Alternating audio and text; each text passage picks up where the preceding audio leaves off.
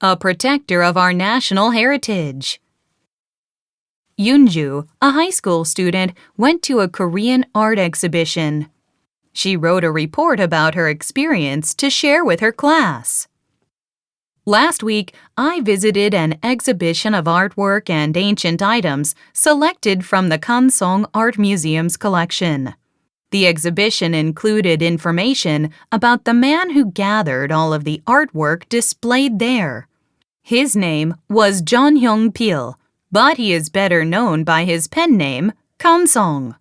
He was born into a rich family in 1906 and lived through the Japanese occupation of Korea. At the age of 24, he inherited a massive fortune. After carefully thinking about what he could do for his country, he decided to use the money to protect Korea's cultural heritage from the Japanese. This decision was greatly influenced by his mentor, Oh Se-chang, who was an independence activist and had keen insight into Korean art. With Oh's guidance and his own convictions, Kansong devoted most of his fortune to acquiring old books, paintings, and other works of art. He considered these items the pride of the nation and believed they represented the national spirit. Without his actions, they would have been destroyed or taken overseas.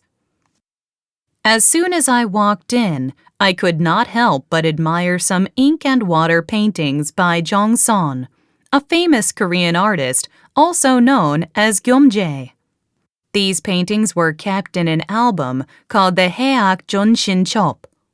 They depict the beautiful scenery of Gumgangsan Mountain and its surrounding areas. The way Gyeomjae painted the mountains, rivers, and valleys makes them look very inviting. I was shocked when the museum tour guide said that the album was almost burned as kindling. Fortunately, it was rescued at the last minute and later purchased by Kansong. Knowing that these beautiful paintings were nearly turned to ashes made me feel very sad. I am thankful that these paintings are still around so that future generations can also appreciate them.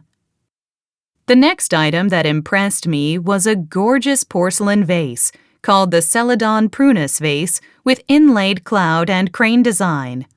It is a pleasant shade of green with a lovely pattern of clouds and cranes encircling the entire vase. The cranes seem to be alive and stretching their wings in search of freedom.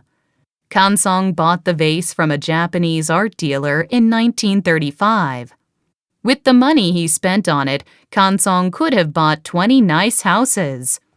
Later, a different Japanese collector offered double the price Kansong had paid for the vase.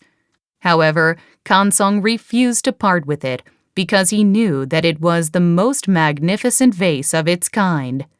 Today, it is listed as one of Korea's national treasures.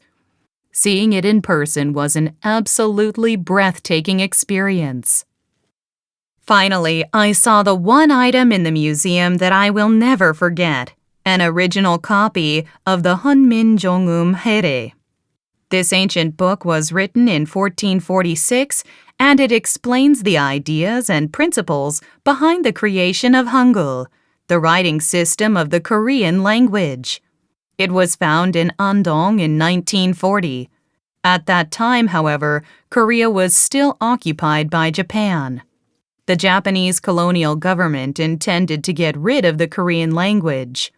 Schools were forbidden to teach lessons in Korean, and scholars who studied Korean were arrested.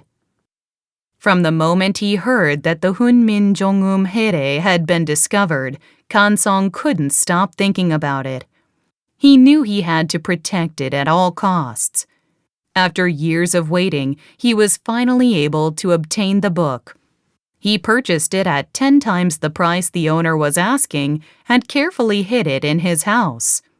When the Japanese were finally defeated, he was able to share it with the rest of Korea.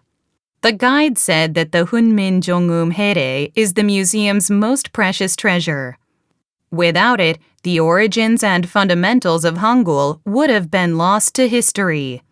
It has since been designated a national treasure of Korea and included in the UNESCO Memory of the World Register. Looking at the ancient book, I could feel Kansong's strong commitment to preserving Korean history. Standing in the middle of the exhibition hall, surrounded by Korean art, I could not stop thinking about Kansong. He was an amazing person. He did not collect art for his personal enjoyment. He did it to protect Korea's cultural identity during the harsh Japanese colonial period. After Korea regained its independence, he stopped collecting art as he knew it would safely remain in Korea. During our country's worst time, a single man was able to defend Korea's national spirit and pride. Thanks to him, we are still able to experience an essential part of Korean culture today. Founded in 1938, the Kansong Art Museum was Korea's first private museum. When Kansong built it, he named it Bohwagak. He used the building as a place to store all of the important cultural items he had collected over the years. Kansong died in 1962, and Bohwagak was renamed the Kansong Art Museum in 1966.